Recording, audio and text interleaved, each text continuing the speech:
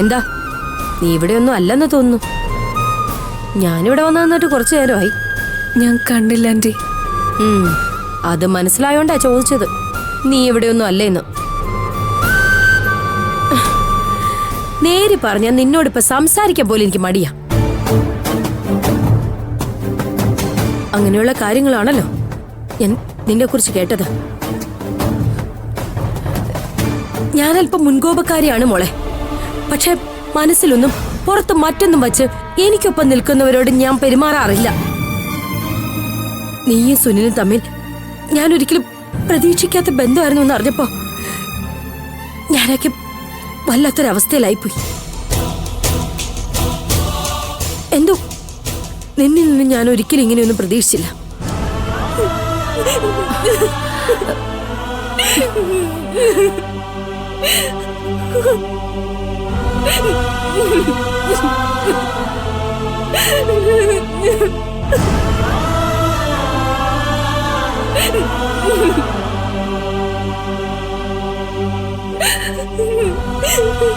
Anti എന്നോട് ക്ഷമിക്കാന്റി. എനിക്കൊരു തെറ്റ് പറ്റിപ്പോയി. നീ ആദ്യം എഴുന്നേക്ക്. എന്റെ കാല് വീണ് കരഞ്ഞോണ്ടൊന്നും തെറ്റ് തെറ്റല്ലാതാവില്ലല്ലോ.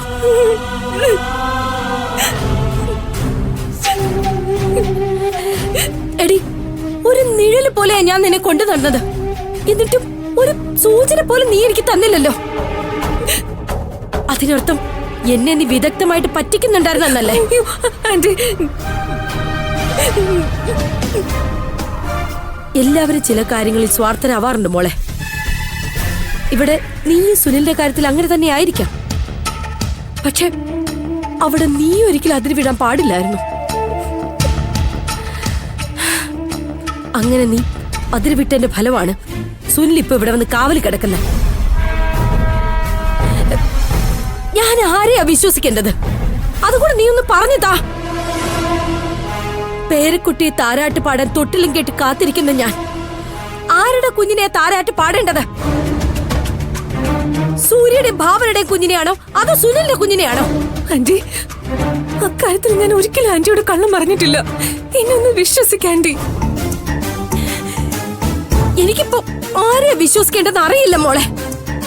ആ ഡോക്ടർ പോലും എനിക്കിപ്പോ വിശ്വാസമില്ല. ആന്റി, ദയവായി ആന്റി എന്നെ കാര്യത്തിൽ അവിശ്വസിക്കരുത്. ആന്റിയും കൂടെ എന്നെ സംശയിച്ച സത്യമായിട്ട് ഞാൻ പിന്നെ ജീവിച്ചിരിക്കില്ല. ശരിയാണ്, ഞാനും സുനിലും തമ്മിൽ സ്വയം മറന്ന് ജീവിച്ചത് തന്നെയാ. പക്ഷേ സുനിലല്ല ഈ കുഞ്ഞിന്റെ അച്ഛൻ.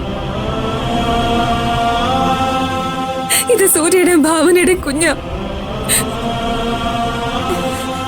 എന്റെ വിഷമം കൊണ്ട് പറഞ്ഞതാ മോളെ. ഞാൻ അത്രമാത്രം നിന്നെ സ്നേഹിക്കും വിശ്വസിക്കുകയും ചെയ്തവളാ ഞാൻ. ആ നിന്നെ കുറിച്ച് പലതും പറഞ്ഞു കേട്ടപ്പോഴും ഞാൻ വിശ്വസിച്ചിട്ടില്ല. അവസാനം നിന്റെ നാവി തന്നെ കേട്ടപ്പോ പിന്നെ നിന്റെ മുഖത്ത് പോലും നോക്കാൻ എനിക്ക് പറ്റിയില്ല. നിന്നെ ഞാൻ എന്റെ ഏട്ടന്റെ മകളായിട്ടല്ല കണ്ടത്, സ്വന്തം മകളായിട്ട് എന്നെ കണ്ടിട്ടുള്ളത്. എന്നിട്ട് ആ നീ തന്നെ ഇങ്ങനെ പെരുമാറിയപ്പോ എന്റെ മനസ്സാകെ പതറിപ്പോയി മോളെ. ദേവേട്ടൻ പറഞ്ഞതുപോലെ ഞാൻ മനസ്സിൽ കാത്തു സൂക്ഷിച്ചിരുന്നത് വെറും ചീട്ടുകൊട്ടാരമാണെന്ന് തോന്നിപ്പോയി. ആന്റി, എനിക്കങ്ങനെ ഒരു അബദ്ധം പറ്റിപ്പോയത് ആന്റി. ദുബായിൽ വെച്ച് പിണങ്ങി പിരിഞ്ഞ ശേഷം വീണ്ടും സുനിലിനെ ഞാൻ കണ്ടുമുട്ടുന്നത് ഇവിടെ വെച്ചാ. എന്നേക്കുമായി ഗുഡ് ബൈ പറയാൻ പോയി എന്നെ വീണ്ടും സുനിൽ പറഞ്ഞു പറ്റിക്കായിരുന്നു. അവന്റെ സംസാരത്തിലും സ്നേഹത്തിലും ഞാൻ എന്നെ തന്നെ സ്വയം മറന്നുപോയത് ആന്റി. അപ്പൊ പിന്നെ സുനിൽ ഇവിടെ വന്ന് കാവൽ കിടക്കുന്നതിൽ എന്താ തെറ്റ്? ഇനിയിപ്പൊ നീ എത്ര കരഞ്ഞു പറഞ്ഞാലും നീ പറഞ്ഞത് ഞാൻ വിശ്വസിക്കുമായിരിക്കും. പക്ഷെ നിന്റെ സ്വന്തം അച്ഛനും അമ്മയും പോലും വിശ്വസിക്കുന്നില്ല. എനിക്കൊന്നും മനസ്സിൽ സൂക്ഷിക്കാൻ അറിയില്ല മോളെ. അതുകൊണ്ട് നിന്നോട് വന്ന് ഞാൻ സംസാരിച്ചത്. ഇനിയിപ്പോ വിഷമിച്ചിട്ട് ഒരു കാര്യമില്ല. എന്താ സത്യമെന്ന് നീ തന്നെ എല്ലാവർക്കും ബോധ്യമാക്കി കൊടുക്ക. അതുവരെ നിനക്കൊപ്പം ഞാനുണ്ടാവും. ഞാനും ഓടി ചെല്ലട്ടെ.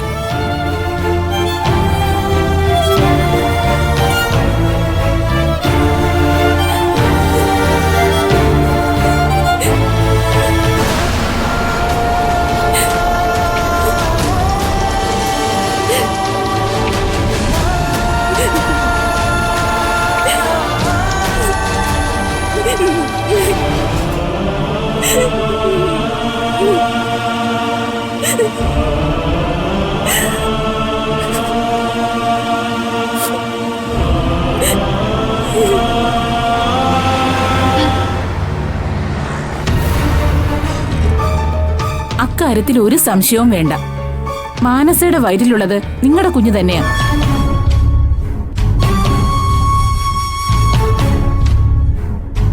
അല്ല, പെട്ടെന്നെന്താ ഇങ്ങനൊരു സംശയം? എന്തെങ്കിലും പ്രശ്നമുണ്ടോ? ഉണ്ട് ഡോക്ടർ. ഒരുപാട് പ്രശ്നങ്ങൾക്ക് നടുവിലാണ് ഞങ്ങളിപ്പോ. അതുകൊണ്ട് ഇപ്പൊ ഡോക്ടറെ തേടി വന്നത്. ഡോക്ടർ എവിടെയാണെന്ന് കണ്ടുപിടിക്കാൻ ഞങ്ങൾ ഒരുപാട് ബുദ്ധിമുട്ടി. എൻ്റെ ഒരു പഴയ ഫ്രണ്ട് പറഞ്ഞ ഡോക്ടർ ഇപ്പൊ ഇവിടെയാണെന്നാണ് ഞങ്ങൾ അറിഞ്ഞത്.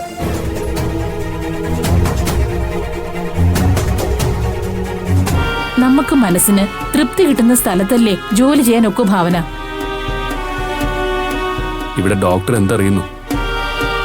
ഇപ്പൊ അനുഭവിക്കുന്നതൊക്കെ ഞങ്ങളാണല്ലോ. ഞാൻ ഒരു തെറ്റും ചെയ്തിട്ടില്ല. സൂര്യയുടെ അമ്മ അന്നൊരാവശ്യം പറഞ്ഞപ്പോ ഞാൻ സഹായിച്ചെന്നേ ഉള്ളൂ. ഡോക്ടർക്ക് ഇത്ര ഈസി ആയിട്ട് എങ്ങനെയാ പറയാൻ പറ്റുന്നത്?